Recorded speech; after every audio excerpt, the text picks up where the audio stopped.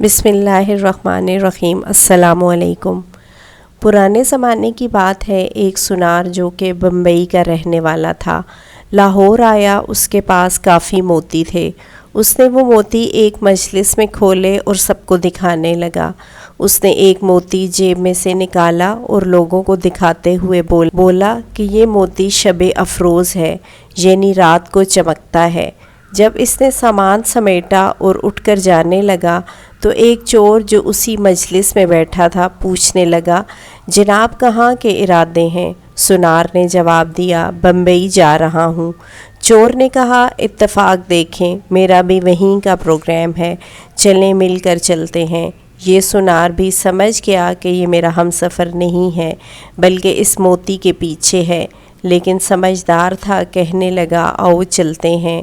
دونوں مل کر چل پڑے۔ سارا دن سفر کیا اور شام کو جب سونے لگے تو چور نے اپنی واسکٹ وغیرہ جو قمیض کے اوپر پہنی ہوئی تھی اتار کر علیحدہ ایک جگہ پر لٹکا دی۔ سونار نے وہ موتی اپنی جیب سے نکالا اور نظر بچا کے وہ قیمتی موتی اس کی جیب میں رکھ دیا اور خود بے فکر ہو کر سو گیا۔ اب یہ چور رات کو اٹھا اور اس کی جیب، اس کا سامان سب دیکھنے لگا، لیکن کہیں بھی موتی نہ ملا۔ آخر وہ سو گیا۔ صبح اٹھتے ہی سونار نے نظر بچا کر وہ قیمتی موتی اس کی جیب سے نکال کر اپنے پاس رکھ لیا۔ جب چور اٹھا تو اس نے ناشتہ کرتے ہوئے سونار سے باتوں باتوں میں پوچھا کہ وہ تمہارے پاس وہ جو موتی تھا وہ کہاں ہے؟ رات کو چمک بھی نہیں رہا تھا۔ سونار نے موتی جیب سے نکال کر دکھایا اور کہا کہ یہ تو میرے پاس ہے۔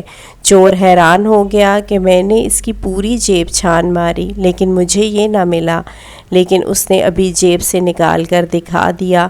خیر آج رات نکال لوں گا۔ سونار نے اگلی رات پھر وہی عمل کیا۔ ادھر چور بھی ساری رات ڈھونڈتا رہا لیکن کچھ نہ ملا۔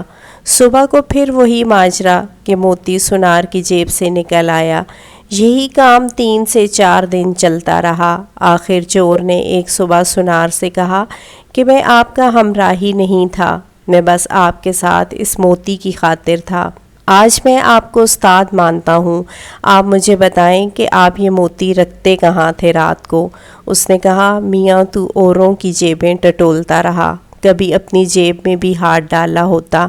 آج ہماری مثال اس چور کی سی ہے جو لوگوں کے عیب ڈھونڈتا پھر رہا ہو اور کبھی اپنے گریبان میں جھانک کر دیکھا تک نہیں۔ ہماری یہ عادت بن چکی ہے کہ ہم ہمیشہ دوسروں کی غلطیاں ہی ڈھونڈتے رہتے ہیں، کبھی اپنے آپ کو نہیں ٹٹولتے۔